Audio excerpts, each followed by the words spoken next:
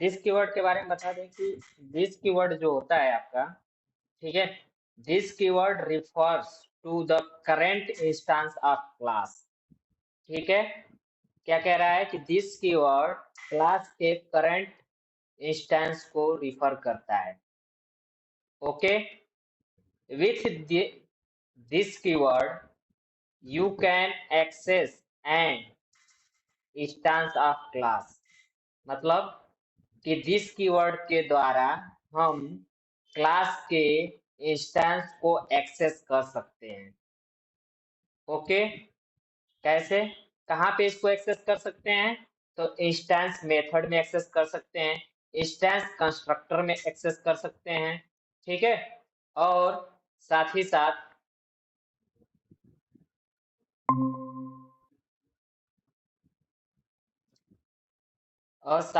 हम लोग इसको, ठीक है, इंस्टेंस प्रॉपर्टीज में, ठीक है, प्रॉपर्टीज अभी नहीं पढ़े हैं, ठीक है ना, इंस्टेंस कंस्ट्रक्टर पढ़ चुके हैं, अभी बता देंगे, वो भी क्लियर हो जाएगा। ठीक है ना, किसको इंस्टेंस कंस्ट्रक्टर कहते हैं वो भी समझ में आ जाएगा। ठीक है, तो मेथड जानते ही हैं, कंस्ट्रक्टर जानते ही हैं, ठीक है, बस उनके आगे एक इंस्टेंस वर्ड लग गया है, तो वो इंस्टेंस मेथड क्या होता है, इंस्टेंस कंस्ट्रक्टर क्या होता है, अभी समझ में आ जाएगा, अभी प्रोग्राम जब बनाएंगे तो समझ में आ जाएगा। ठीक है, तो उसके थ्रू हम समझ, दिस के थ्रू हम क्या कर सकते हैं, क्लास के करंट इंस्टेंस को एक्सेस कर सकते हैं। ओके, आई बात समझ में? चलिए, इसके लिए एक छोटा सा प्रोग्राम बनाते हैं, थोड़ा सा प्रोग्राम नहीं होगा लेकिन बड़ा ही होगा। ठीक है, इसके लिए हम चलते हैं अपने विजुअल स्टूडियो पे, फाइल पे, न्यू प्रोजेक्ट क्रिएट करते हैं। यहाँ पे डॉट नेट का console framework, sorry console app dot net framework select कर लिया। उसके बाद से यहाँ पे अपने प्रोजेक्ट का नाम लिख देते हैं, माई दिस कीवर्ड। ठीक है, my this keyword and create.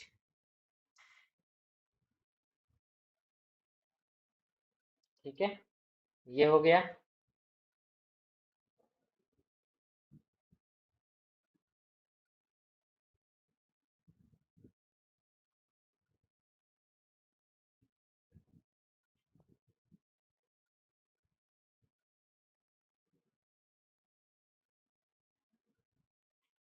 ठीक है, तो ये हमारा, हमने अपना प्रोजेक्ट क्रिएट कर लिया है। इसके अंदर हम क्या करेंगे, अपना कोड लिखेंगे। कोड क्या होगा, तो कोड में हम लोग, यहाँ पे हमारा मेन मेथड है, इसकी अभी नीड पड़ेगी, इसको एज इट एज ऐसे रहने देते हैं। हम एक और क्लास बनाते हैं, क्या बनाएंगे, क्लास। ठीक है, इस क्लास को हम लोग पब्लिक रख देंगे, पब्लिक क्लास। उसके आगे ये क्लास हमारा होगा अमाउंट। ठीक है, अमाउंट क्लास। ठीक है, अब इस क्लास के अंदर हम कुछ फील्ड बनाएंगे, जैसे डबल टाइप का फील्ड बना लेते हैं, टोटल, टोटल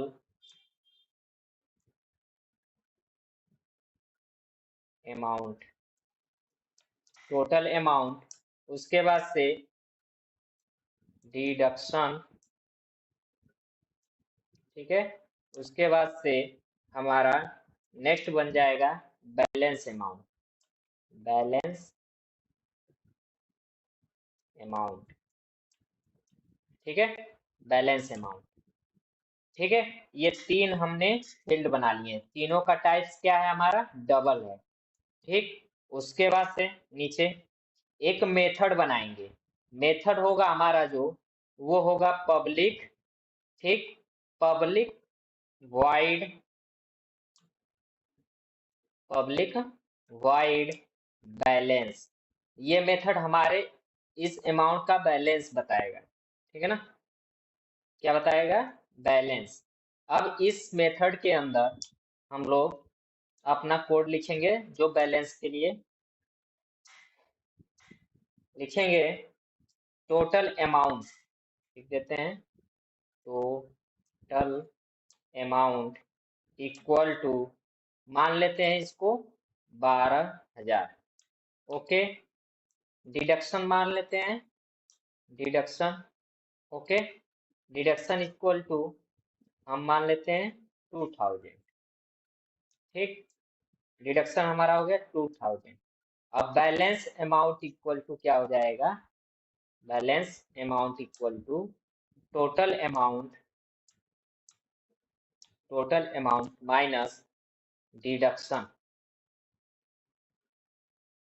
डिडक्शन। ठीक, ओके, नेक्स्ट। अब इस डिडक्शन के बाद जो भी हमारा बैलेंस होगा हम उसको क्या कर देंगे, प्रिंट कर देंगे, आउटपुट कर देंगे, कंसोल डॉट राइट लाइन। अब इस राइट लाइन के अंदर हम मैसेज दे देंगे your current, your current, current amount is, amount is plus total, sorry, balance amount.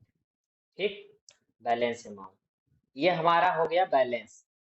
ठीक, टोटल अमाउंट जो है 12,000 हमने एक स्टैटिक ही मान लिया, मतलब इसको फिक्स कर लिया कि टोटल अमाउंट हमारे पास 12 है, 12,000 है, उसमें से 2,000 पे कट जा रहे हैं, तो टोटल हमारा जो बैलेंस अमाउंट होगा वो टोटल में से डिडक्शन जो होगा वो माइनस कर दिया जाएगा, तो हमारा बैलेंस अमाउंट हो जाएगा। ठीक, ये एक मेथड बन गया। इसके बाद से एक मेथड बनाते हैं डेबिट नाम का, public, public wide debit, debit.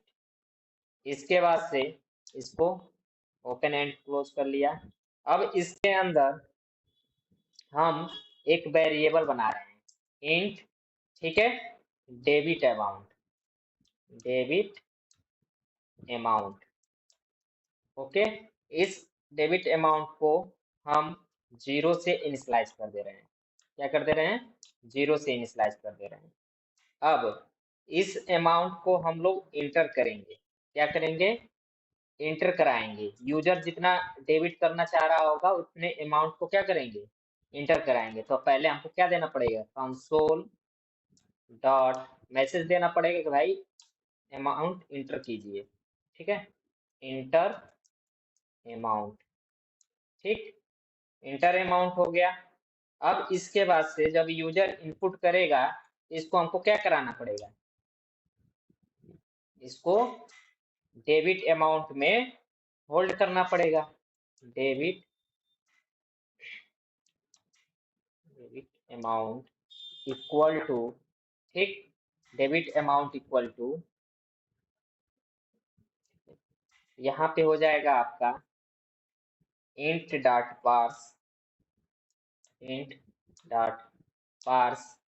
उसके बाद से जो भी यूजर इंटर करेगा कंसोल डॉट रीड लाइन से उसको इनपुट करा लेंगे और उसको पास करके डेबिट अमाउंट में स्टोर करा लेंगे। अब जब ये डेबिट हो गया तो डेबिट अमाउंट इंटर हो गया, तो अब इसको डेबिट करने के लिए, डेबिट का मतलब क्या होता है, उतना निकालना। तो जो भी बैलेंस अमाउंट है, ठीक है ना, वो क्या हो जाएगा, तो balance amount equal to balance amount minus debit amount, debit amount हो जाएगा। ठीक, इसमें क्या किया गया है कि जो भी हमारा बैलेंस अमाउंट है उसमें से जो डेबिट हो रहा है अमाउंट, यूजर इनपुट कर रहा है डेबिट करने के लिए, उसको माइनस कर देंगे। फिर उसके बाद से जब डेबिट हो जाएगा तो फिर एक मैसेज दे देंगे योर बैलेंस अमाउंट इज, ठीक है, इसी को कॉपी कर लेते हैं, control C, control V, your balance amount is, balance amount is, ठीक है, ये हमारा बैलेंस जो भी होगा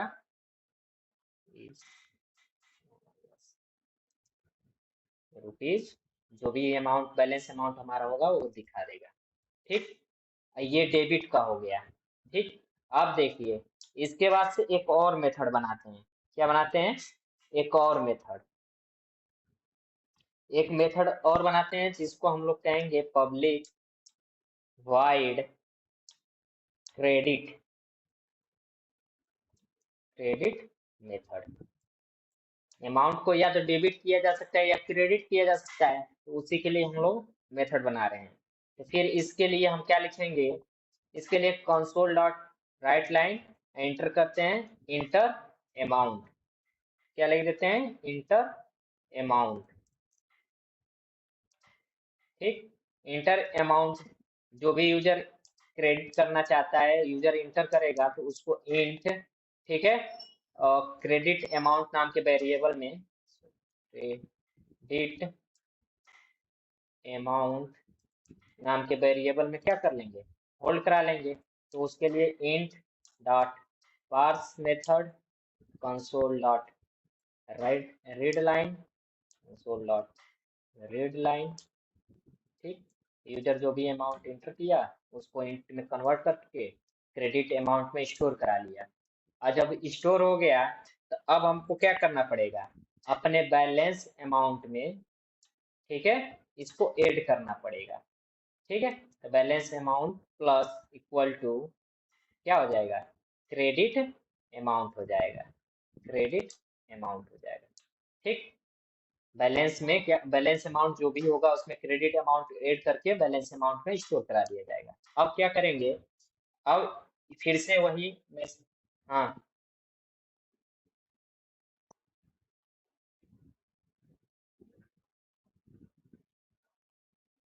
हाँ हाँ भाई, मैंने उसको शॉर्ट फॉर्म में लिख दिया।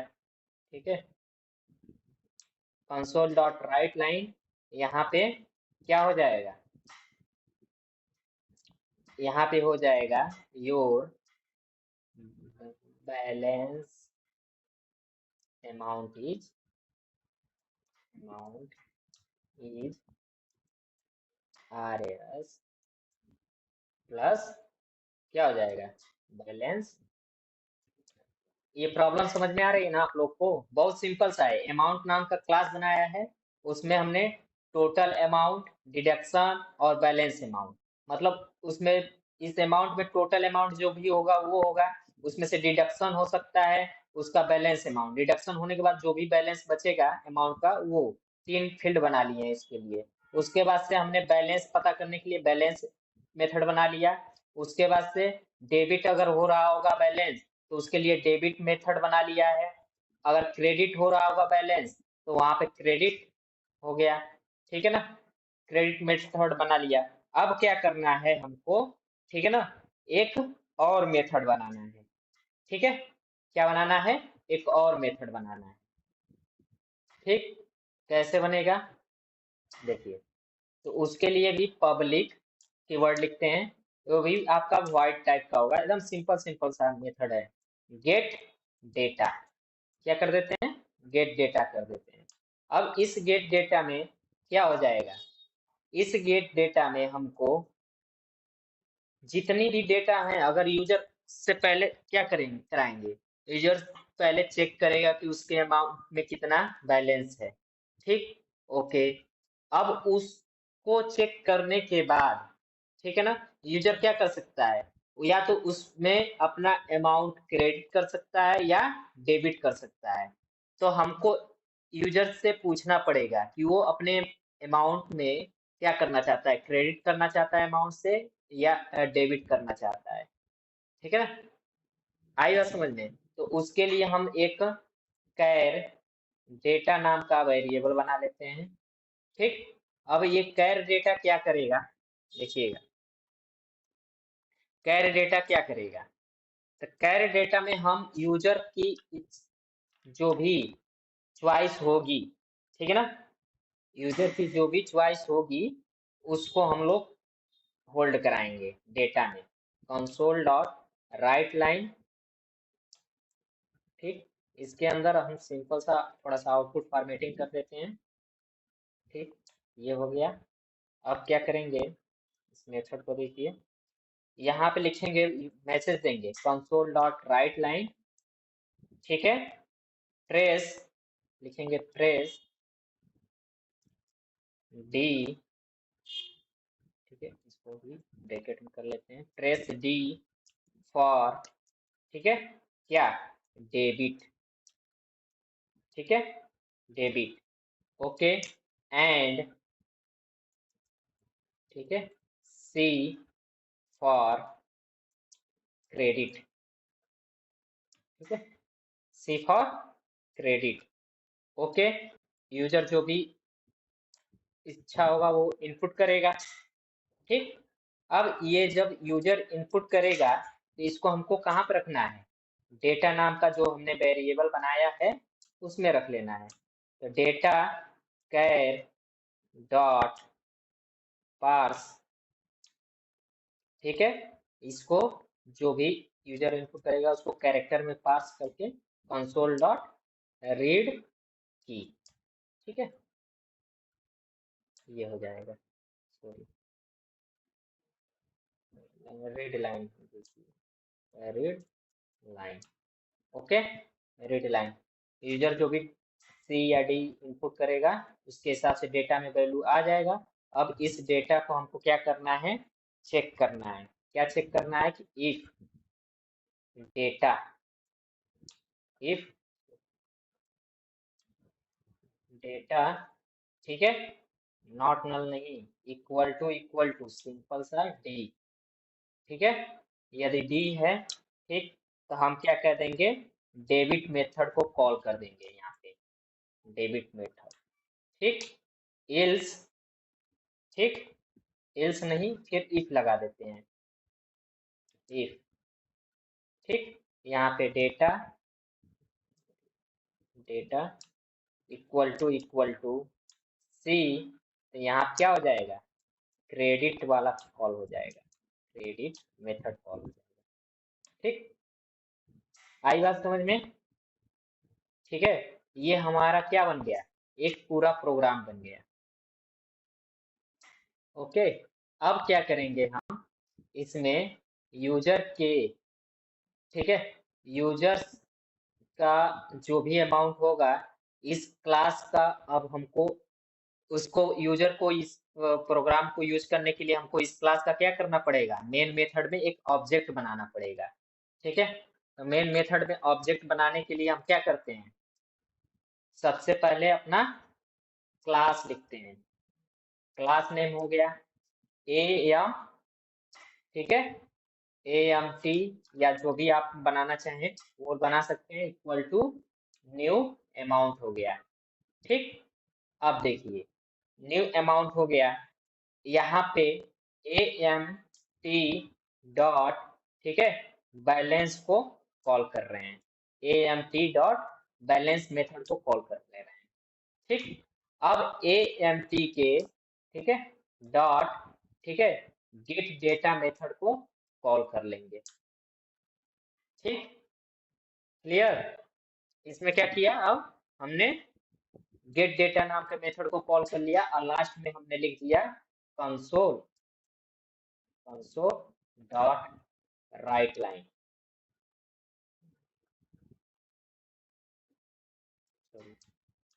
डॉट रीड की, ठीक है, ये हमारा हो गया प्रोग्राम कंप्लीट, ठीक, ओके ना। चलिए इसको रन करते हैं,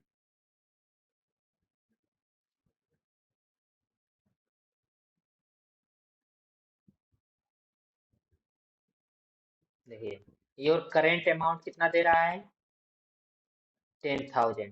क्या करना चाहते हैं, हम डेबिट करना चाहते हैं, डी इंटर किया, डी प्रेस करके इंटर किया तो क्या दे दिया, इंटर अमाउंट, कितना निकालना चाहते हैं, तो मान लीजिए हमने 5,000 अपने अकाउंट में से निकालना चाहते हैं, तो योर बैलेंस अमाउंट कितना हो जाएगा, 5,000 हो जाएगा, ठीक, इंटर, ठीक, फिर से रन करते हैं, फिर से रन किया, ठीक।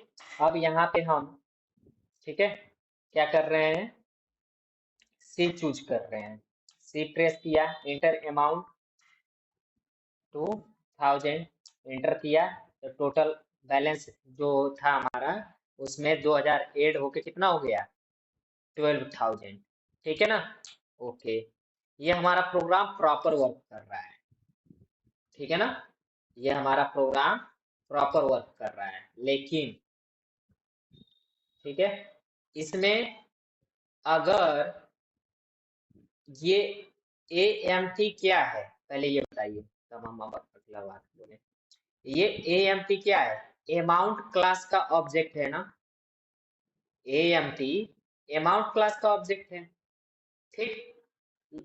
लेकिन अगर इस ऑब्जेक्ट को हम इस क्लास के अंदर, उसी क्लास के अंदर एक्सेस करना चाहें तो क्या हो जाएगा?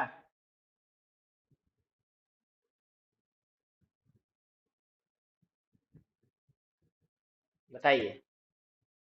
अगर यहाँ पे तो AMT डॉट बैलेंस लिख दे रहे हैं, यूज हो जा रहा है। जैसे यहाँ पे लिखते हैं अगर AMT AMT डॉट, ठीक है, और यहाँ पे लिखते हैं टोटल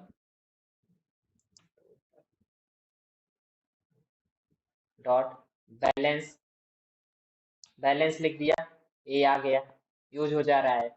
लेकिन अगर हम इसी चीज को, ठीक है, इसी चीज को यहाँ पे लिखें AMT AMT डॉट, इस तरीके से लिखें तो क्या कहेगा? एरर देगा। आ रहा है समझ में? कहने का मतलब ये है, ठीक है, ध्यान से सुनिए, कि अगर हम इस क्लास के अमाउंट, जो हमारे पास क्लास बना हुआ है, अगर इसके ऑब्जेक्ट को हम इसी क्लास के अंदर यूज करना चाहते हैं या एक्सेस करना चाहते हैं तो हम नहीं कर पाएंगे।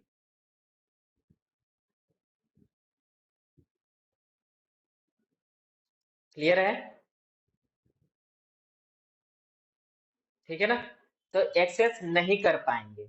लेकिन अगर हम इसको एक्सेस करना चाहते हैं, ठीक, तो डायरेक्टली हम तो एक्सेस कर नहीं पा रहे हैं। AMT यहाँ पे लिखेंगे तो नहीं आएगा, AMT डॉट लिखेंगे नहीं आएगा। बिकॉज क्यों नहीं आ रहा है?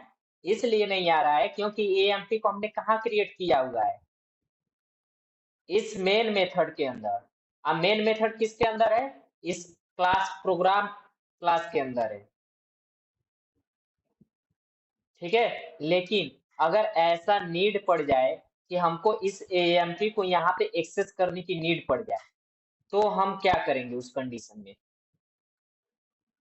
उस कंडीशन में हम यहाँ पे एक कीवर्ड का यूज करेंगे जिसको कहा जाता है दिस, ठीक है। This dot total amount equal to, ये लिख देंगे दिस डॉट डिडक्शन लिख देंगे, ठीक। अब ये दिस क्या हो गया? ये दिस उस ऑब्जेक्ट को, ठीक है ना, उस ऑब्जेक्ट को रिफर करेगा जिसके थ्रू ये बैलेंस मेथड क्या हो रहा होगा? कॉल हो रहा होगा। आई बात समझ में? जिसके थ्रू ये बैलेंस मेथड एक्सेस हो रहा होगा, उसके उसको ये रेफर करेगा। मतलब कहने का ये है कि दिस कीवर्ड यहाँ पे उस ऑब्जेक्ट को रिफर करेगा जिसके थ्रू ये बैलेंस मेथड एक्सेस किया जा रहा है, ठीक। तो यहाँ पे दिस का मतलब ये हो गया AMT, ठीक। यहाँ पे दिस का मतलब क्या हो गया? AMT। आई बात समझ में? अगर एक और अमाउंट का ऑब्जेक्ट बना लें, AMT1 equal to new amount, ठीक है, न्यू अमाउंट, ओके। अब इस AMT1 क्या होगा? एक नया ऑब्जेक्ट बन गया। अब इसके द्वारा हम, ठीक है, बैलेंस अमाउंट को एक्सेस कर रहे हैं। क्या कर रहे हैं? बैलेंस मेथड को, अमाउंट के बैलेंस मेथड को एक्सेस कर रहे हैं। तो अब यहाँ पे जब ये एक्सेस करेगा तो अब करेंट, इस लाइन के लिए करंट ऑब्जेक्ट कौन सा हो गया? AMT1 हो गया। तो यहाँ पर क्या आ जाएगा? AMT1 dot total amount, AMT1 dot deduction. Clear है? यानी कि दिस कीवर्ड हमारे करंट ऑब्जेक्ट को एक्सेस करने के लिए यूज होता है, और कहाँ पे, क्लास के इंस्टेंस मेथड के थ्रू। इंस्टेंस मेथड का मतलब, इस मेथड को इंस्टेंस मेथड कहा जाएगा, इस मेथड को भी क्या कहा जाएगा, इंस्टेंस मेथड, यानी नॉन स्टैटिक मेथड। अभी वो भी क्लियर हो जाएगा। क्यों कि अगर हमारे मेथड क्रिएट करते समय, हमने जो भी क्लास में मेथड क्रिएट किया है, और उसमें क्रिएट करते समय हमने अगर स्टैटिक कीवर्ड नहीं लिखा है, कहीं भी इसको क्रिएट करते समय कहीं पे स्टैटिक कीवर्ड दिख रहा है, नहीं दिख रहा है ना। दोनों मेथड, नीचे भी एक मेथड बने, दो मेथड बने हुए इनको, ऐसा हमने कहीं पे भी स्टैटिक मेथड हमने नहीं लिखा है। ठीक है, तो static method, sorry, static keyword न लिखा हो तो वो मेथड हमारा कौन सा मेथड होता है, इंस्टेंस मेथड होता है, या नॉन इंस्टेंस मेथड होता है, सॉरी इंस्टेंस मेथड होता है। ओके, ये हमारा डेबिट क्या हो गया, इंस्टेंस मेथड हो गया। तो इंस्टेंस मेथड के अंदर हम अपने करंट ऑब्जेक्ट को एक्सेस करना चाहते हैं, ठीक है, तो हम वहां पे दिस कीवर्ड का यूज करेंगे। दिस कीवर्ड करंट ऑब्जेक्ट को रिफर करता है जिसके थ्रू वो एक्सेस किया जा रहा होता है। ठीक है, अब यहाँ पे तो हम AMT1 AMT नहीं लिख सकते थे, तो यहाँ पे दिस कीवर्ड लिख दिया गया। अब ये दिस कीवर्ड इसको एक्सेस कर रहा होगा जब इसके थ्रू कॉल होगा बैलेंस का, अगर AMT1 को एक्सेस करेगा जब इसके थ्रू ये बैलेंस मेथड कॉल होगा। आया समझ में, क्लियर है ना। ठीक है, तो यही हमारा दिस कीवर्ड होता है। ओके,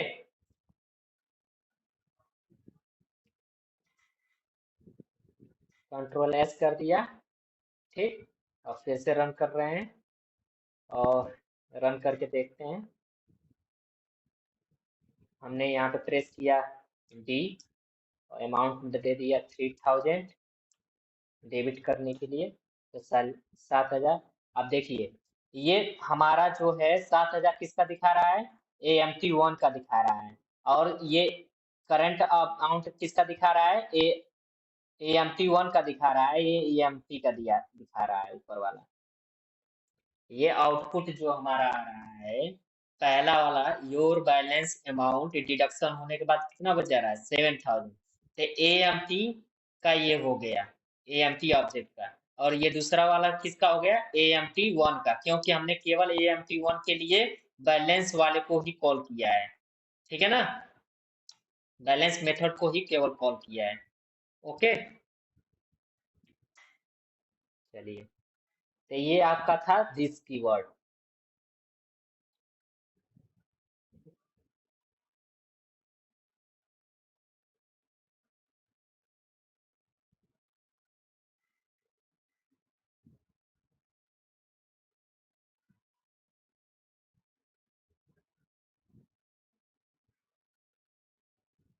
ठीक है, अब इसके बाद से हम पढ़ेंगे स्टैटिक एंड इंस्टेंस मेंबर क्या होते हैं। स्टैटिक एंड इंस्टेंस मेंबर क्या होते हैं, तो सबसे पहले स्टैटिक के बारे में बात करते हैं।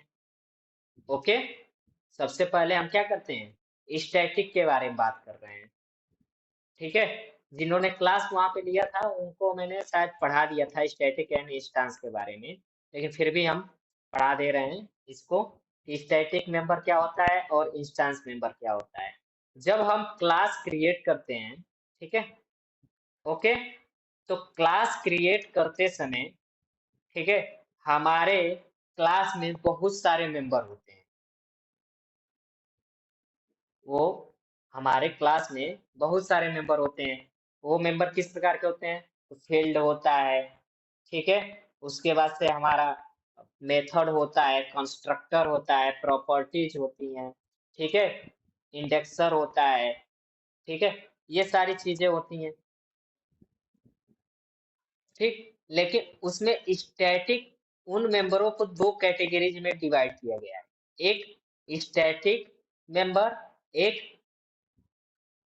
Instance member.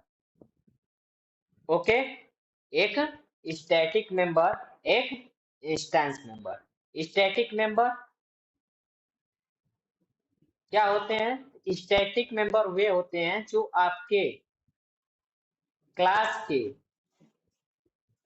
एक ऑब्जेक्ट के लिए या मल्टीपल ऑब्जेक्ट बनाएं। एक ऑब्जेक्ट क्रिएट कीजिए अपने क्लास का या मल्टीपल ऑब्जेक्ट क्रिएट कीजिए, ठीक है। वो केवल एक टाइम एग्जीक्यूट होता है। ओनली एग्जीक्यूट होने का मतलब, वन टाइम एग्जीक्यूट होने का मतलब ये हो गया कि उसको मेमोरी सिर्फ वन टाइम मिलती है।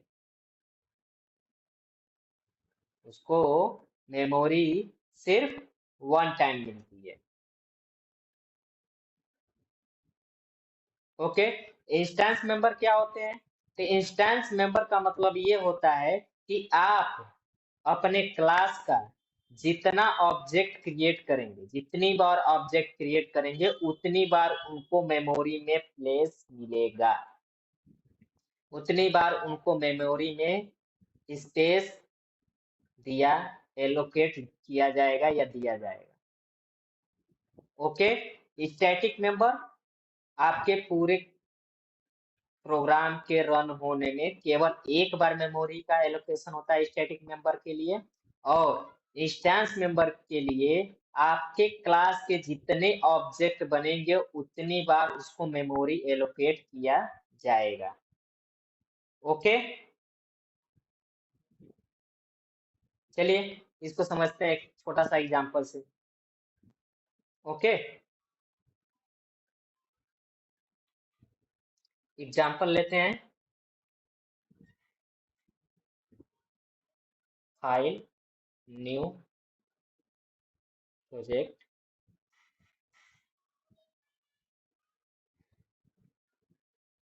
नेक्स्ट। यहाँ पे लिख देते हैं, नाम दे दें इसका स्टैटिक एंड इंस्टेंस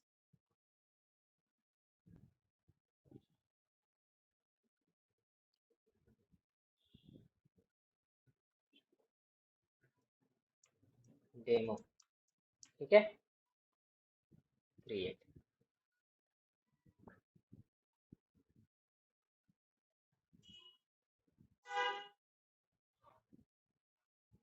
ओके। हमारा ये मेन मेथड बना हुआ है, ठीक है। इसके बाद अभी उसी तरह से जब हमको मेन मेथड की जरूरत पड़ेगी तो हम उसको यूज कर लेंगे। फिलहाल हम लोग एक क्लास बनाएंगे, पब्लिक, ठीक है। क्लास का नाम दे देते हैं एरिया, ठीक। इस क्लास का नाम दे दिए एरिया। ओके। अब इस क्लास में हमने एक एरिया दे दिया, सॉरी, डिस्टर्बेंस।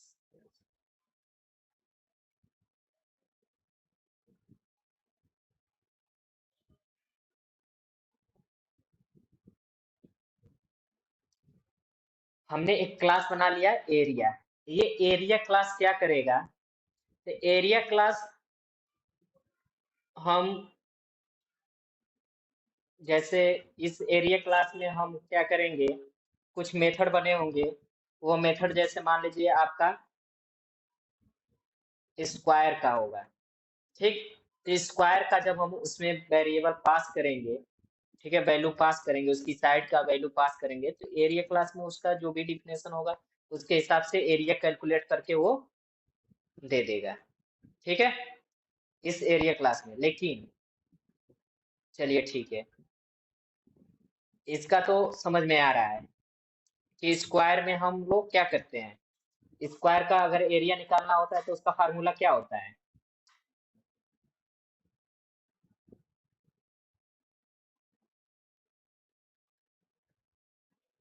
बताइए।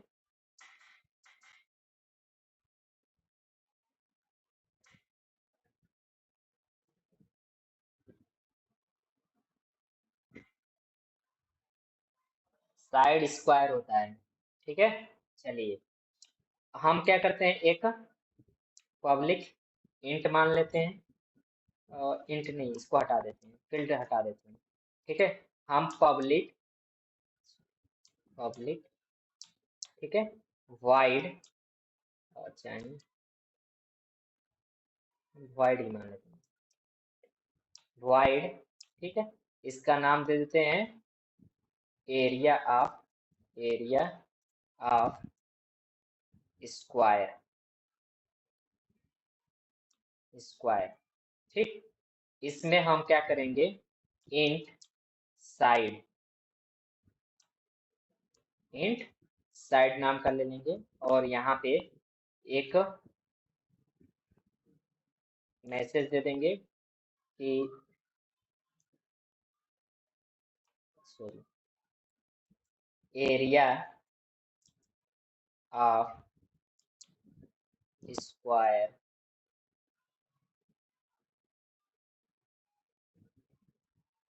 स्क्वायर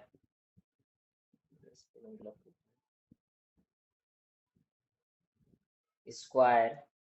यहाँ पे ब्रैकेट में हम क्या करेंगे, उसकी आई की वैल्यू को यहीं पे कंकैटिनेट कर दे रहे हैं।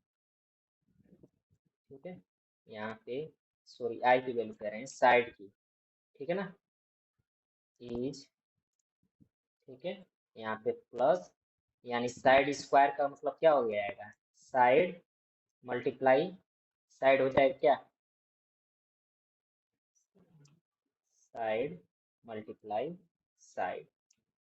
ओके, ये हमारा एरिया निकाल के दे देगा किसका, स्क्वायर का।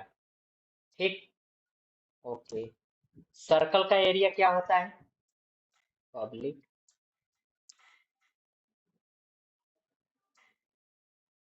वाइड वाइड एरिया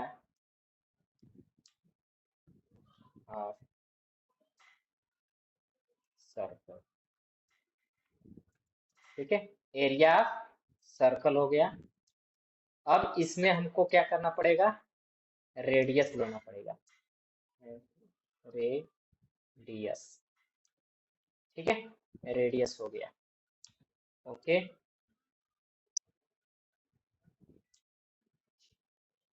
अब इसके अंदर देखिए, हमारा फार्मूला क्या होता है, पाई आर स्क्वायर होता है ना।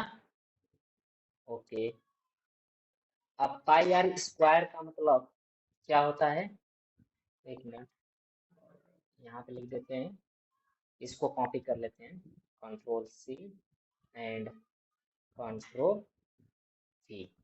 ठीक, यहाँ पे लिख देते हैं सर्कल। ठीक, यहाँ पे लिख देते हैं रेडियस।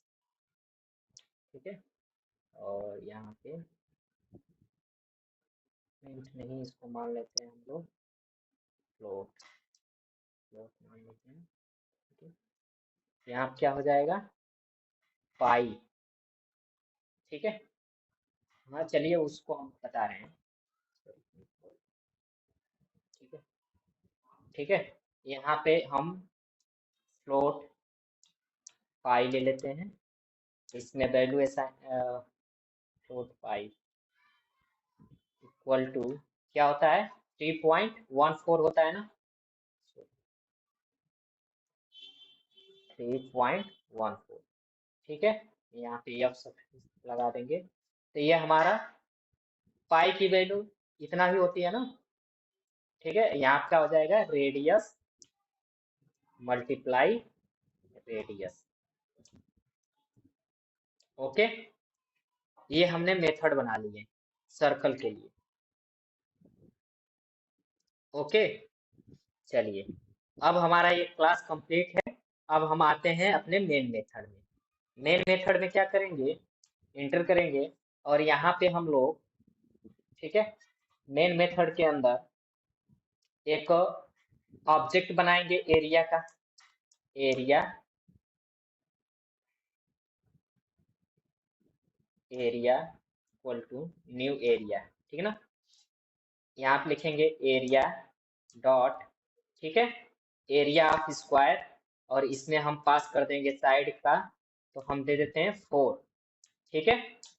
उसके बाद से फिर से एरिया ऑब्जेक्ट के थ्रू डॉट लगाया और इसमें दे देते हैं एरिया ऑफ सर्कल, इसमें दे देते हैं रेडियस फ्लोट में देना है तो हम यहाँ पे दे देते हैं वैल्यू 3.8। ठीक है, ये हो जाएगा। यहाँ पे हमको एफ लगाना पड़ेगा, एफ लगा दिया। ओके, यहाँ पे लिखते हैं कंसोल डॉट रीड की, रीड की। ओके, ये हो गया कंप्लीट। ओके, चलिए इसको रन करते हैं। अभी सिंपल है एकदम, इसमें कोई बड़ा वो नहीं है कोड, बस कोड ज्यादा है लेकिन एकदम सिंपल सिंपल सा है। देखिए, एरिया ऑफ स्क्वायर 4 में 4 का मल्टीप्लाई करेंगे तो कितना हो जाएगा, 16 हो जाएगा। Area of circle pi r square होता है तो इसका 2 बार गुणा कीजिए, उसमें पाई का जो वैल्यू हो उससे मल्टीप्लाई कर दीजिए तो इतनी वैल्यू आ जाएगी। ओके, चलिए। ओके, अभी तक हमारा प्रोग्राम एकदम क्लियर है, सही है, यहाँ पे कोई गलती नहीं है। चलिए अब हम क्या करते हैं, एक और अपने इस क्लास का ऑब्जेक्ट बनाते हैं। क्या बनाते हैं, एरिया क्लास का फिर से एक नया ऑब्जेक्ट बनाते हैं, एरिया 1 नाम से। ठीक, फिर से इसमें एरिया डॉट, ठीक है, एरिया ऑफ सर्कल कॉल कर लेते हैं, यहाँ पे 5 दे देते हैं और फिर से सॉरी एरिया 1, एरिया 1, ठीक है, एरिया 1 डॉट, ठीक है, सर्कल यहाँ पे दे देते हैं 2.5 दे देते हैं एफ। ठीक है, ये हो गया। ठीक, यहाँ पे थोड़ा सा आउटपुट फॉर्मेटिंग कर लेते हैं, कंसोल डॉट राइट लाइन, ठीक, कंसोल डॉट राइट लाइन, यहाँ पे डबल कोट में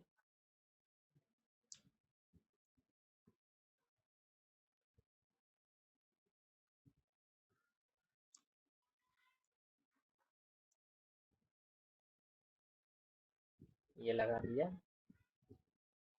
थोड़ा सा अलग दिखेगा ये, कंट्रोल एस एंड रन।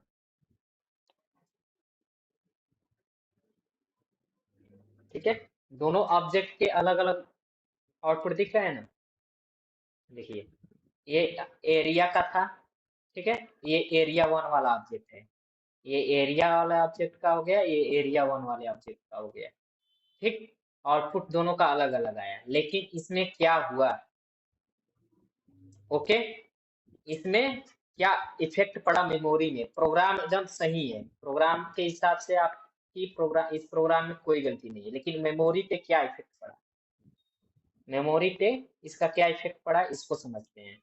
इसके लिए हम पेंट ओपन करते हैं, ठीक है, और पेंट ओपन करके, ठीक है, दो ऑब्जेक्ट हमारे बन रहे हैं, दो ऑब्जेक्ट हमने यहाँ पे ले लिया, बॉक्स ले लेते हैं, दो बॉक्स। ठीक, ओके, अब इन दोनों बॉक्स में क्या होगा कि जितने भी इस क्लास के, ठीक है, ठीक है, जितने भी इस क्लास के ऑब्जेक्ट होंगे, जैसे यहाँ पे ये क्या है, एरिया है सिंपल सा, और इसका क्या है, एरिया 1 नाम है, दोनों ऑब्जेक्ट बन रहे हैं एरिया 1। ठीक, अब एरिया क्लास में जितने भी फील्ड हैं, फील्ड तो है नहीं, फील्ड तो कोई है नहीं, इसके दो क्या हैं, दो मेथड बने हुए हैं, एक area of circle, sorry area of square, एक एरिया ऑफ सर्कल। ओके, ठीक है ना, हमको अब इन दोनों को क्या करना है, मेमोरी एलोकेट कराना है। ठीक है, मेमोरी एलोकेट कराएंगे तो कैसे मेमोरी एलोकेट होगा, तो मेमोरी एलोकेट होने के लिए फिर से इनके अंदर, ठीक है, इस प्रकार से दो बॉक्स बनेंगे। ठीक है, यहाँ पे इसका नाम क्या हो जाएगा? Area of square. ठीक है, इसका क्या नाम हो जाएगा? Area of area of circle. ठीक है, एरिया ऑफ सर्कल। ठीक है, दोनों का ये नाम हो जाएगा। अब इन दोनों के अंदर, इसके अंदर भी एक वेरिएबल हमने क्रिएट किया है साइड नाम का। ठीक, तो उसको भी क्या मिलेगा?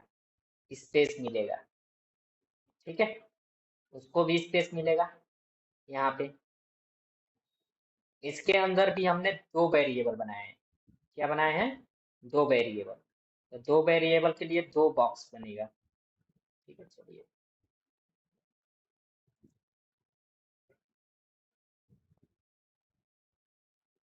दो बॉक्स के लिए दो वेरिएबल के लिए दो बॉक्स बन जाएगा।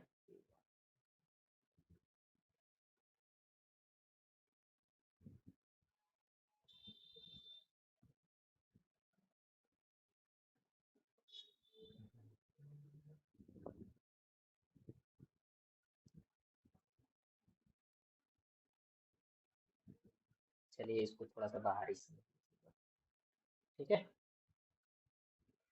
ये किसके लिए हो जाएगा? पहला वाला। तो पहला वाला हमारा हो जाएगा रेडियस के लिए। किसके लिए हो जाएगा? रेडियस के लिए। इसको बहुत ध्यान से समझिएगा। इसको समझाने का कारण ये है कि इसमें हमको स्टैटिक समझना है। ठीक है, ये किसके लिए हो जाएगा? पाई के लिए। ये वेरिएबल हो गया पाई की, ये स्पेस हो गया। ठीक, सेम इसी तरीके से स्पेस मिलेगा कहाँ पे? ऑब्जेक्ट टू के लिए भी।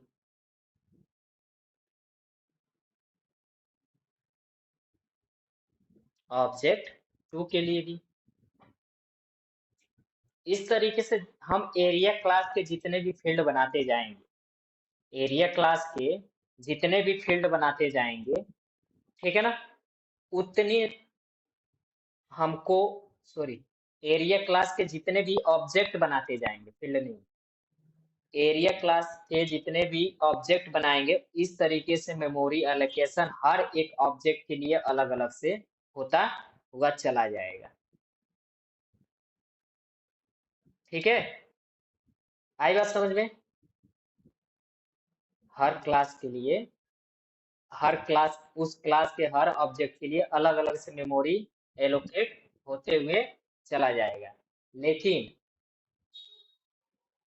जब इसमें कोई इशू, आपको कहीं पे भी कोई इशू समझ में आ रहा है आप लोगों को कि क्या इशू है?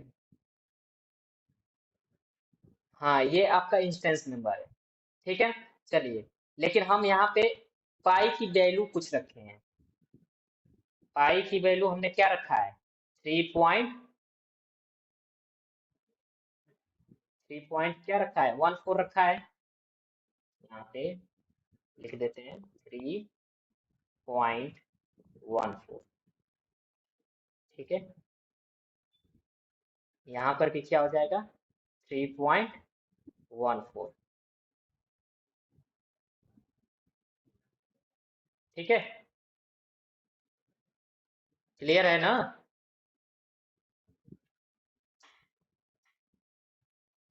ठीक है, तो अच्छा, अब देखिए, अब इस दोनों पिक्चर को ध्यान से देखिए और बताइए कि इसमें कुछ मेमोरी के इफेक्ट पड़ रहा है? जितनी बार हम एरिया क्लास का ऑब्जेक्ट बना रहे हैं, उसमें मेमोरी का वेस्टेज हो रहा है क्या?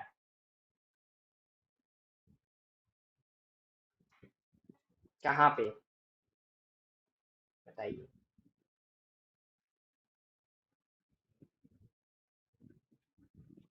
हाँ, यह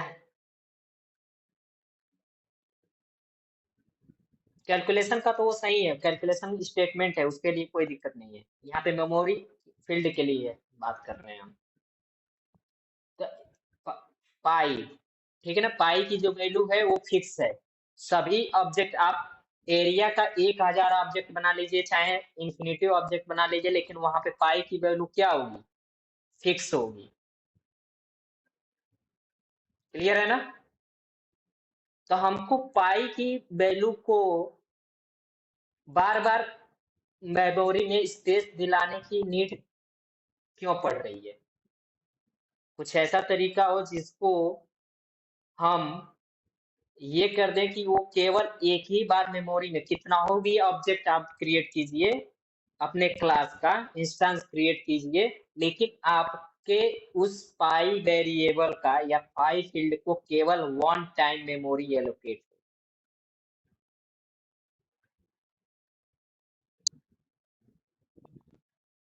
ओके मैम। मेन में बट मैम, मेन में इनिशियलाइज करेंगी आप, इसको कह रही है ना, यहाँ से कहाँ पे, मेन में, यहाँ पे इनिशियलाइज करेंगे मैम, तो यहाँ पे यूज हो पाएगा, इसके अंदर यूज हो पाएगा। यहाँ पे देखिए एरर आ गया, pi does not exist in current context.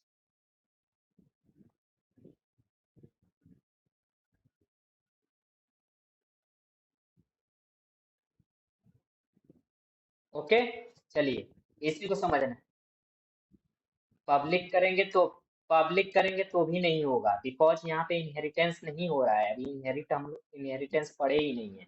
ठीक है। अगर यहाँ पे आप लोग एक ये कह सकते हैं कि इसको यहाँ पे क्रिएट कर दीजिए, इसको यहाँ पे क्रिएट कर दीजिए। ओके, चलिए यहाँ पर भी क्रिएट करने से ये हो जाएगा हमारा कि ये जितनी बार क्लास का ऑब्जेक्ट बनेगा उतनी बार पाई की वैल्यू को क्या किया जाएगा, इनिशियलाइज किया जाएगा, एलोकेट कराया जाएगा। तब ये पाई कहाँ पे एलोकेट होगा, यहाँ पे बाहर, यहाँ पे एलोकेट होगा, यहाँ से हट के ये बार बार यहाँ पे एलोकेट होगा।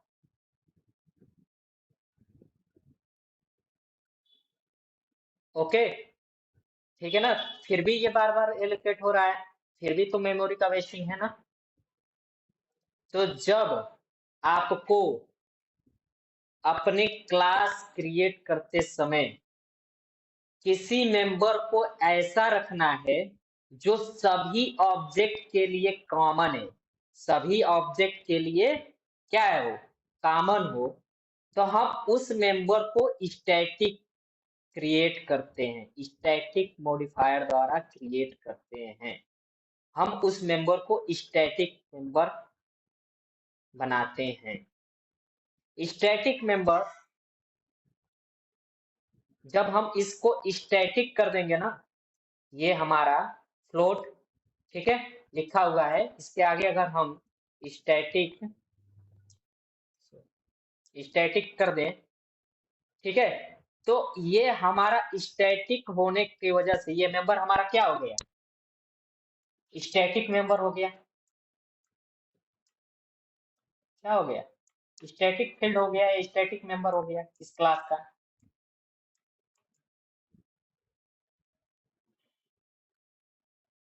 ओके, और जब स्टैटिक मेंबर हो गया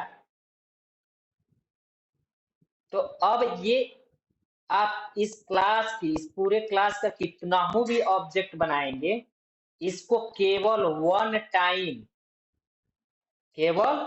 one time of memory allocate होगा। यानी कि ये यहां से भी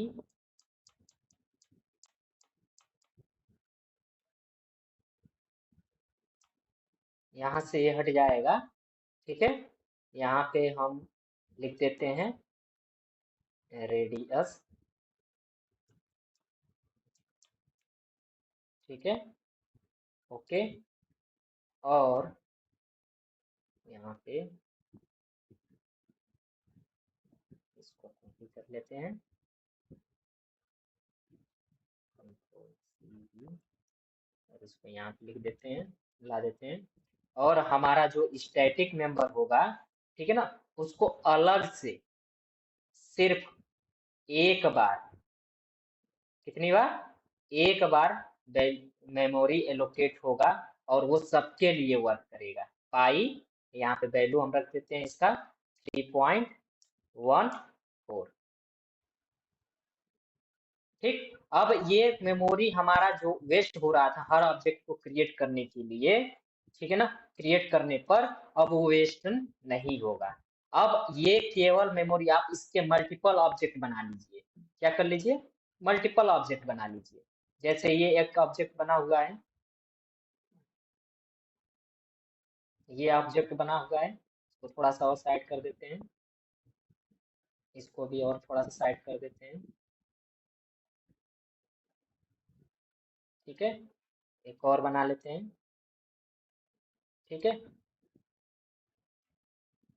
ठीक है, ये 3 ऑब्जेक्ट अगर हम बना रहे हैं, ठीक है, तो हमको यहाँ पे स्टैटिक जो हमारा मेंबर होगा केवल ओनली वन टाइम ही क्रिएट होगा। मान लीजिए एक और ऑब्जेक्ट बना लिए यहाँ पे एरिया 2 नाम का। ठीक, वन टाइम ही मेमोरी एलोकेट होगा। तो स्टैटिक मेंबर जितने भी होते हैं क्लास के, ठीक है ना, वो इंस्टेंस पे आप उस क्लास के जितने भी इंस्टेंस बनाएंगे वो केवल एक बार ओनली आपके पूरे प्रोग्राम के रन होने में केवल वन टाइम ही क्या होता है, मेमोरी एलोकेट होता है। ठीक है ना, इस पिक्चर को हम आपके नोट्स में रख देते हैं, आप लोग इसको अच्छे से तरीके से समझिएगा। ठीक है,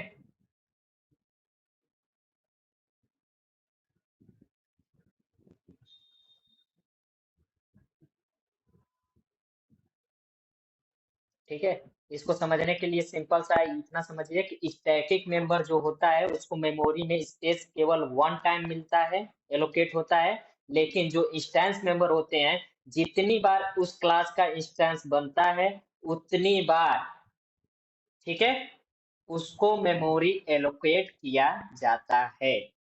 स्टैटिक मेंबर हमको तब बनाने चाहिए जब हम अपने क्लास के किसी फील्ड को सभी उस क्लास के ऑब्जेक्ट के लिए कॉमन रखना चाहते हैं। जैसे यहाँ पे पाई है, ठीक है, वो सभी के लिए क्या है, कॉमन है। ओके, क्लियर है ना? समझ में आया कि नहीं समझ में आया? Static and non static member, ठीक है ना।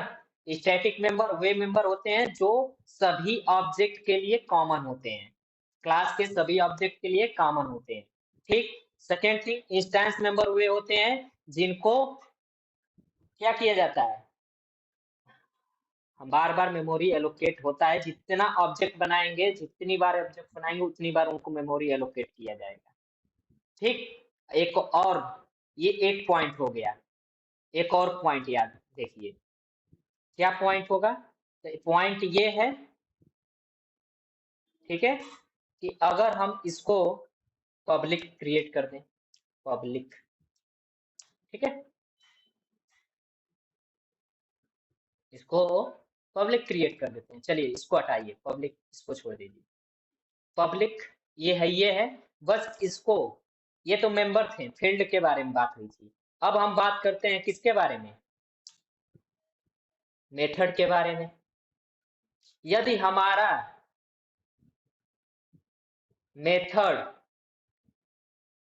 क्रिएट किया गया है जो भी क्लास में, उसके में स्टैटिक मेंबर, स्टैटिक मॉडिफायर नहीं लगा हुआ है, तो किस प्रकार का मेथड होगा? अगर कोई भी मेथड है उसमें स्टैटिक मेथड नहीं लगा हुआ है तो वो किस प्रकार का मेथड होगा? नॉन स्टैटिक, यानी कि इंस्टांस मेथड होगा। नॉन स्टैटिक यानी कि इंस्टांस मेथड, ठीक है ना। स्टैटिक मेथड क्या होते हैं? तो स्टैटिक मेथड को हम विथाउट ऑब्जेक्ट कॉल करते हैं, विदाउट ऑब्जेक्ट कॉल करते हैं, with class name, with class name. यहाँ पे हमको क्या लिखना पड़ेगा, एरिया डॉट ठीक है ना, क्लास का नाम लिखना पड़ेगा, न कि ऑब्जेक्ट। देख लीजिएगा, कंफ्यूज मत होइएगा, ऑब्जेक्ट हमारा स्मॉल में है और क्लास हमारा क्या है, कैपिटल में है। नाम में कंफ्यूज मत होइएगा, ठीक है ना। तो स्टैटिक जो मेथड होते हैं उनको या तो उस क्लास के नेम के थ्रू एक्सेस किया जा सकता है, या विदाउट क्लास नेम एक्सेस किया जा सकता है।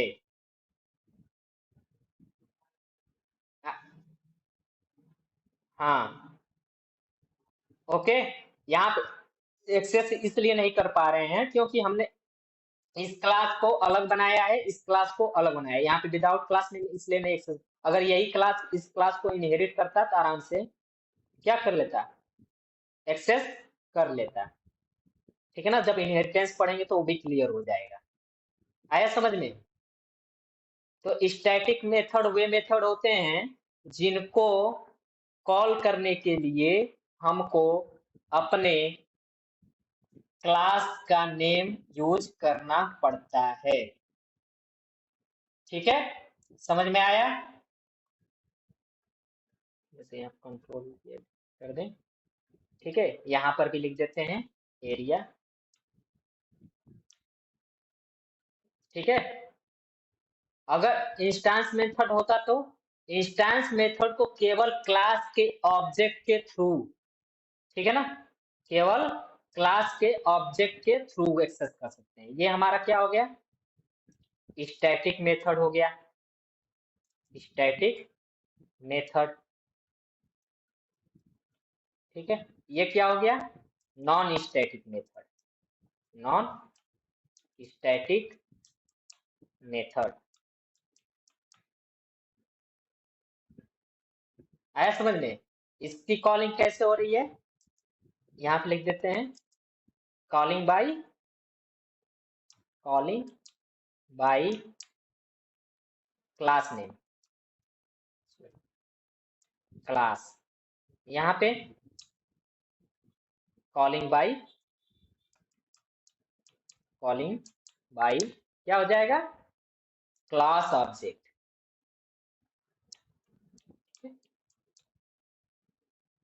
ओके, तो स्टैटिक फील्ड समझ में आ गया, नॉन स्टैटिक फील्ड समझ में आ गया। ओके, स्टैटिक मेथड समझ में आ गया, नॉन स्टैटिक मेथड भी समझ में आ गया। क्लियर है ना।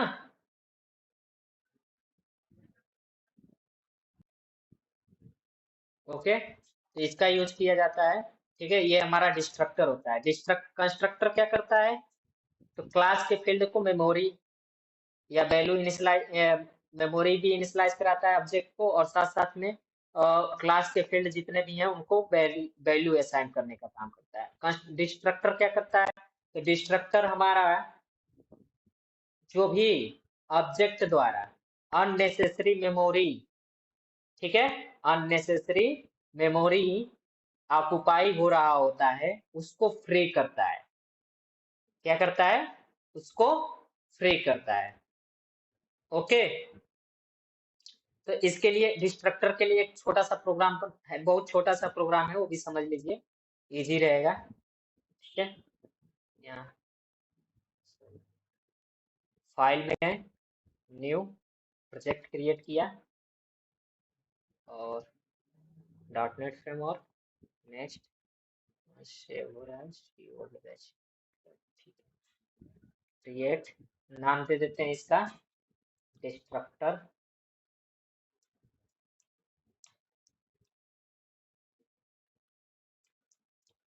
Demo, destructor demo. Okay, create कर दिया।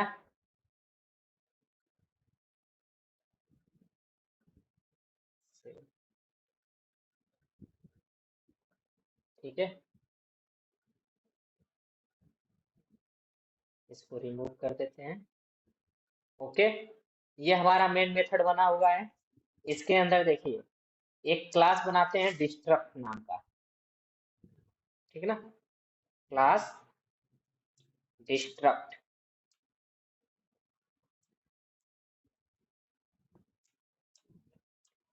ओके, ये क्लास हमने क्रिएट किया। अब इस क्लास के अंदर डिस्ट्रक्टर क्रिएट करेंगे। डिस्ट्रक्टर क्रिएट करने के लिए सबसे पहले सिंबल, ठीक है, टिल्ड सिंबल, उसके बाद से क्लास का नेम, ठीक है, उसके बाद से ये सिंबल, और इसके अंदर जो भी हमें स्टेटमेंट लिखना है कि हमें पता चल जाए। वैसे तो इसके अंदर कोई भी स्टेटमेंट होता नहीं है, बस हमको पता करने के लिए हम कुछ स्टेटमेंट इसके अंदर लिख देते हैं जिससे पता चल जाए कि हाँ डिस्ट्रक्टर कॉल हो रहा है। ठीक है, आया समझ में? ठीक, चलिए यहाँ पे लिख देते हैं क्या, console dot right line destructor is calling, destructor is called. ठीक है, ये मैंने मैसेज लिख दिया। ओके, अब आते हैं मेन मेथड में। मेन मेथड में आके अपना सिंपल सा डिस्ट्रक्टर का क्लास का एक ऑब्जेक्ट बना लेते हैं ओबीजे नाम से, इक्वल टू न्यू, ठीक है, डिस्ट्रक्टर ये, ओके, और यहाँ पे कंसोल डॉट रीड की, ठीक है, कंट्रोल एस एंड रन।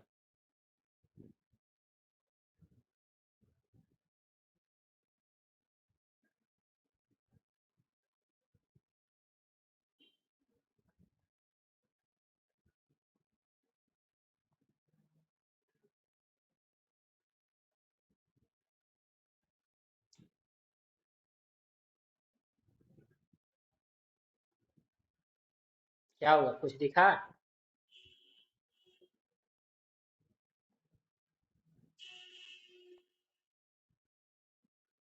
यहाँ पे ब्रेक पॉइंट लगाते हैं, रन करते हैं। कुछ दिख रहा है आप लोग को?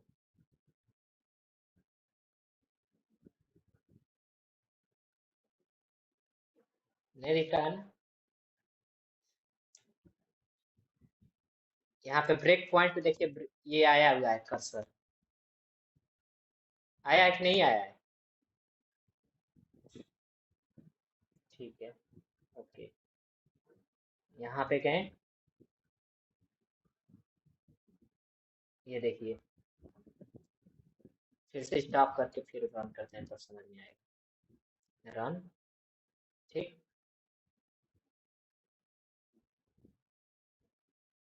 रन किया, इंटर करने पे यहाँ पे देखिए ये कर्सर पे आया है यहाँ पे। अब एक एक करके ये आगे बढ़ रहे हैं। ठीक, ये हो गया। उसके बाद से यहाँ से गए, यहाँ से जैसे ही रिटर्न होगा, रिटर्न होने के बाद हमारा प्रोग्राम एग्जिट हो जाएगा। क्यों एग्जिट हो जा रहा है, कुछ दिख क्यों नहीं रहा है? ये लाइन क्यों नहीं दिख रही है? इसलिए नहीं दिख रही है ये लाइन, बिकॉज डिस्ट्रक्टर क्या करता है, मेमोरी को फ्री करता है। और जब ये लाइन फ्री हो जाएगा, मेमोरी से हट जाएगा, तो इसका आउटपुट हमको दिख पाएगा? बताइए, नहीं ना?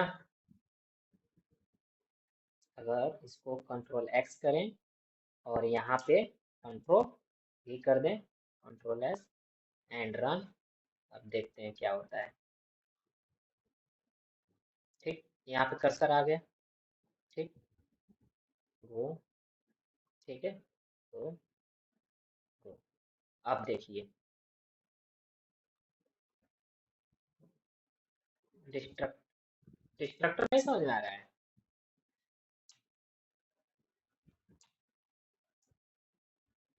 अच्छा, चलिए ठीक है, फिर से समझ लीजिए। डिस्ट्रक्टर क्या करते हैं कि एक क्लास बना लेते हैं डिस्ट्रक्ट नाम का। डिस्ट्रक्टर बनाने के लिए एक टिल्ड सिंबल लिखते हैं, ठीक है, उसके बाद क्लास का नेम, उसके बाद पैरेंथेसिस। पैरेंथेसिस में कुछ भी नहीं होता है, यहाँ पे पैरामीटर लेस होता है। डिस्ट्रक्टर के आगे कोई भी एक्सेस मॉडिफायर, पब्लिक या स्टैटिक वगैरह कुछ भी नहीं लगता है, और इसके अंदर कुछ भी लिखा नहीं जाता है, नथिंग, कुछ भी नहीं लिखा जाता है। लेकिन फिर भी हम इसको देखने के लिए कि हाँ ये हमारा क्लास क्या हो रहा है, रन हो रहा है कि नहीं हो रहा है, ठीक है ना, मतलब ये डिस्ट्रक्टर कॉल हो रहा है कि नहीं हो रहा है। ठीक है, आया समझ में? ओके, तो यहाँ पे फिर से इसको रन करते हैं, रन करके देखते हैं क्या होगा। यहाँ पे इंटर करने, जैसे ही रन किया कर्सर हमारा कहाँ पे आ गया, डिस्ट्रक्टर पे आ गया, यहाँ पे डिस्ट्रक्टर पे आ गया है कि नहीं, यहाँ पे देखिए ये रो। ठीक। अब एक एक स्टेप करके ये ब्रेक पॉइंट लगा के हम आए हैं यहाँ पे। ठीक है। ये आउटपुट स्क्रीन है, देखिए अभी आउटपुट स्क्रीन पे कुछ दिख नहीं रहा है। अब यहाँ से एक स्टेप नीचे जाएंगे। ठीक। ये कंसोल वाली लाइन पे एग्जीक्यूट किया, और कंसोल वाली लाइन एग्जीक्यूट करने के बाद जैसे ही रीड की पे गया, ठीक है, वैसे ही हमारा यहाँ पे आउटपुट देखिए क्या आ गया, डिस्ट्रक्टर इज कॉल्ड। ठीक है। अब यहाँ पे चलते हैं, फिर से वन स्टेप डाउन जाते हैं, और जैसे ही वन स्टेप डाउन जाएंगे हमारा प्रोग्राम क्या हो जाएगा, एंड हो जाएगा, क्योंकि रीड की का काम क्या हो गया, खत्म हो गया। ठीक है ना, तो ये हमारा डिस्ट्रक्टर है। समझ में आया?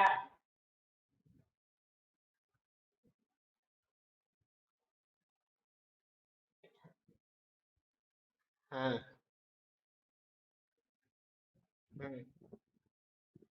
इसका यूज, देखिए सुनिए सुनिए, ध्यान से। इसका यूज हम लोग नहीं करते हैं। ठीक है। इसका यूज गार्बेज कलेक्टर ऑटोमेटिक कर देता है। ठीक है। ओके। ये बस हमने आप लोग को बताया है कि ऐसा ही होता है डिस्ट्रक्टर। डिस्ट्रक्टर का यूज यही है कि मेमोरी, जो भी अननेसेसरी मेमोरी आपके प्रोग्राम द्वारा यूज, ठीक है ना, यूज हो रहा होता है, उसको फ्री करने का काम करता है डिस्ट्रक्टर। डिस्ट्रक्टर की कॉलिंग हमारे थ्रू नहीं होती है, डिस्ट्रक्टर की कॉलिंग कंपाइलर के थ्रू की जाती है, जिसमें गार्बेज कलेक्टर, जो गार्बेज कलेक्टर क्या होता है, देखिए कि आप एक तरफ से आप, हाँ ये तो हमने, देखिए ये रीड की लगाया था कहाँ पे, मेन मेथड में लगाया था, तो नहीं ये लाइन प्रिंट हो रहा था, प्रिंट हो रहा था, नहीं हो रहा था। जब इसको यहाँ पे लगा दिया रीड की, तब ये प्रिंट हुआ। इसके अंदर हम लोग कोई स्टेटमेंट नहीं लिखते हैं, इसका कोड बाय डिफॉल्ट चलता है। ये तो हमने आप लोग को समझाने के लिए लिखा कि हाँ डिस्ट्रक्टर ऐसा होता है, ऐसा दिखता है, डिस्ट्रक्टर का कोड ऐसा होता है। आया समझ में? हाँ बोलिए।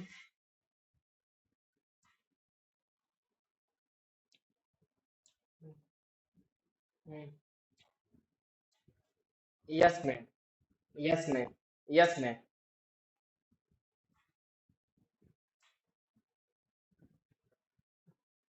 हाँ गार्बेज कलेक्टर का यही ना, अननेसेसरी जो भी मेमोरी यूज हो रहा होता है, ठीक है ना, उसको गार्बेज कलेक्टर मेमोरी फ्री करने का काम डिस्ट्रक्टर के थ्रू करता है। ठीक है ना। Destructor is a method that is called to destroy the object that no longer in use. Okay.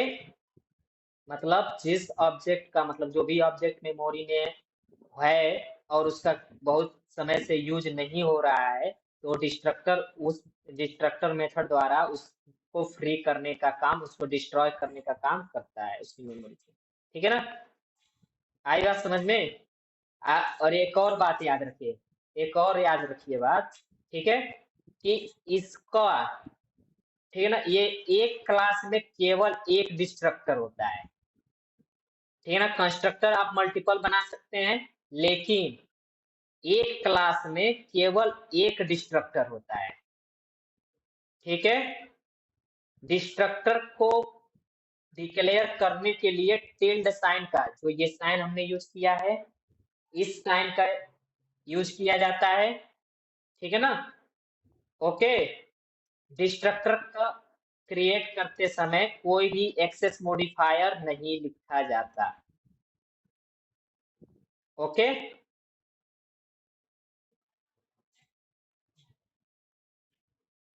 हाँ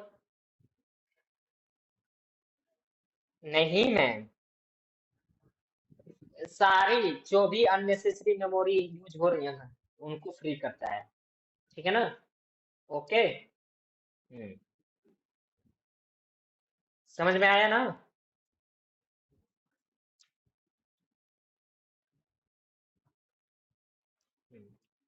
तो ये था आपका डिस्ट्रक्टर ये है। ठीक है, और कोड भी आप लोग किया करिए, विजुअल स्टूडियो डाउनलोड कर लीजिएगा जिसके पास ना हो, 2022 का ही डाउनलोड कर लीजिएगा, अच्छा चलता है, जिस पे मैं कोडिंग कर रहा हूँ। ठीक है। अब आज के लिए बस थोड़ा सा इतना ही, हमें बहुत तेज आज भूख लगी हुई है।